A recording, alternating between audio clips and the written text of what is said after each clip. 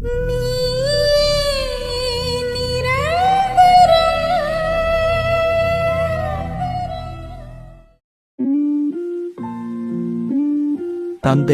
மகன், தூய ஆவியாரின் பெயராலே ஆமென்.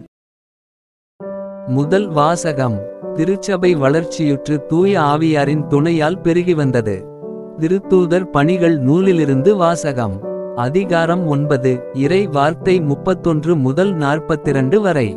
அந்நாள்களில் யூதேயா, கலிலேயா, சமாரியா ஆகிய பகுதிகளில் எல்லாம் திருச்சபை வளர்ச்சியுற்று ஆண்டவருக்கு அஞ்சி நடந்து அமைதியில் திளைத்து தூய ஆவியாரின் துணையால் பெருகி வந்தது. பேதுரு எல்லா இடங்களுக்கும் சென்று வந்தார். ஒரு நாள் லித்தாவில் வாழ்ந்த இறைமக்களிடம் வந்து சேர்ந்தார். அங்கே அவர் 8 ஆண்டுகள் முடக்குவாதத்தால் படுக்கையில் கிடந்த ஐனேயா என்னும் பெயருடைய ஒருவரை கண்டார். அவரிடம், ஐனேயா, இயேசு கிறிஸ்து பிணியை போக்குகிறார், எழுந்து படுக்கையை நீரே சரிப்படுத்தும் என்று பேதுரு கூறினார். உடனே அவர் எழுந்தார். லித்தாவிலும் சாரோனிலும் வாழ்ந்து வந்தவர்கள் அனைவரும் அதை கண்டு ஆண்டவரிடம் திரும்பினார்கள். யோப்பா நகரில் தபித்தா என்னும் பெயருடைய பெண் சீடர் ஒருவர் இருந்தார். அவர் தொர்க்கா என்றும் அழைக்கப்பட்டார். நன்மை செய்வதிலும் இரக்கச் செயல்கள் புரிவதிலும் அவர் முற்றிலும் ஈடுபட்டிருந்தார். உடல்நலம் குன்றி ஒரு நாள் அவர் இறந்துவிட்டார். அங்கிருந்தோர் அவரது உடலை குளிப்பாட்டி மேல்மாடியில் கிடத்தியிருந்தனர். யோப்பாவிற்கு அருகிலுள்ள லித்தாவுக்கு பேதுரு வந்திருப்பதைச் சீடர்கள் கேள்விப்பட்டு இருவரை அவரிடம் அனுப்பி, எங்களிடம் உடனே வாருங்கள் என்று கெஞ்சி கேட்டார்கள். பேதுரு புறப்பட்டு அவர்களோடு வந்தார். வந்ததும் அவர்கள் அவரை மேல்மாடிக்கு அழைத்துச் சென்றார்கள். கைம்பெண்கள் அவரருகில் வந்து நின்று, தொர்க்கா தங்களோடு இருந்தபோது செய்து கொடுத்த எல்லா அங்கிகளையும் ஆடைகளையும் காண்பித்தவாறே அழுதார்கள். பேதுரு அனைவரையும் வெளியே அனுப்பிவிட்டு முழந்தாள்படியிட்டு இறைவனிடம் வேண்டினார். அவரது உடலின் பக்கமாக திரும்பி, தபித்தா, எழுந்திடு என்றார். உடனே அவர் கண்களை திறந்து பேதுருவைக் கண்டு எழுந்து உட்கார்ந்தார். பேதுரு அவருடைய கையை பிடித்து எழுந்து நிற்கச் செய்தார். இறைமக்களையும் கைம்பெண்களையும் கூப்பிட்டு அவர்கள் முன் அவரை உயிருடன் நிறுத்தினார். இது யோப்பா நகர் முழுவதும் தெரிய வரவே ஆண்டவர் மீது பலர் நம்பிக்கை கொண்டனர். இது ஆண்டவரின் அருள்வாக்கு. பதிலுரை பாடல். பல்லவி.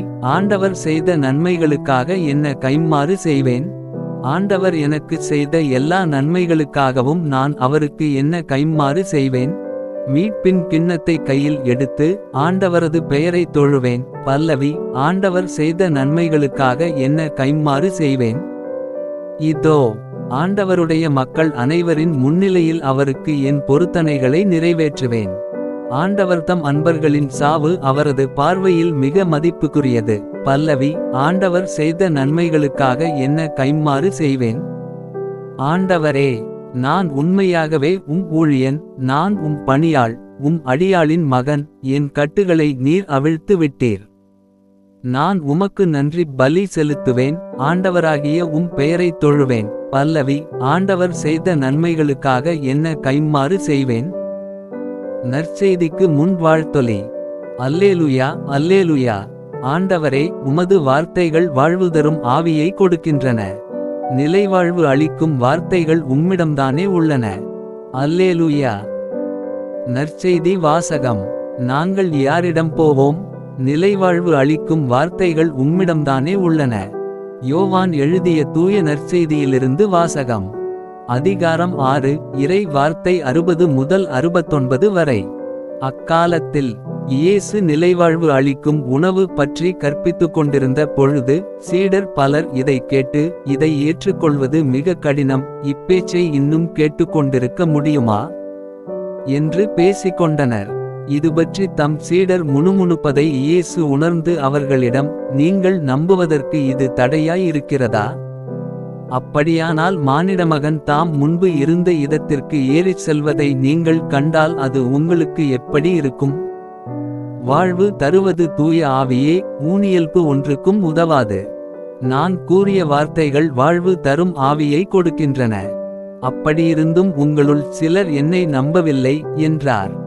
நம்பாதோர் யார் யார் என்பதும் தம்மை காட்டிக் கொடுக்க இருப்பவன் யார் என்பதும் இயேசுவுக்கு தொடக்கத்திலிருந்தே தெரிந்திருந்தது.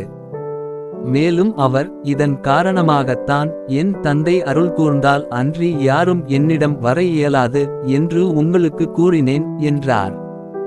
அன்றே இயேசுவின் சீடருள் பலர் அவரை விட்டு விலகினர். அன்று முதல் அவர்கள் அவரோடு சேர்ந்து செல்லவில்லை. இயேசு 12 சீடரிடம், நீங்களும் போய்விட நினைக்கிறீர்களா என்று கேட்டார்.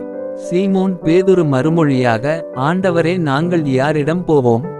நிலைவாழ்வு அளிக்கும் வார்த்தைகள் உம்மிடம்தானே உள்ளன. நீரே கடவுளுக்கு அர்ப்பணமானவர் என்பதை நாங்கள் அறிந்து கொண்டோம். அதை நம்புகிறோம் என்றார். இது ஆண்டவரின் அருள்வாக்கு. உங்களுடைய பிரார்த்தனைகளையும் வேண்டுதல்களையும் நாளைய திருப்பலியில் ஒப்பு கொடுக்க விரும்புவோர் கீழ்காணும் மெயில் ஐடிக்கு உங்கள் வேண்டுதல்களை அனுப்பவும். அல்லது வீடியோவின் கீழ் கமெண்ட் செய்யவும். பிதா சுதன் பரிசுத்த ஆவியின் பெயராலே ஆமென். தின பிரார்த்தனைகளுக்காக லைக், சப்ஸ்கிரைப் மற்றும் பெல் ஐகானை கிளிக் செய்யவும்.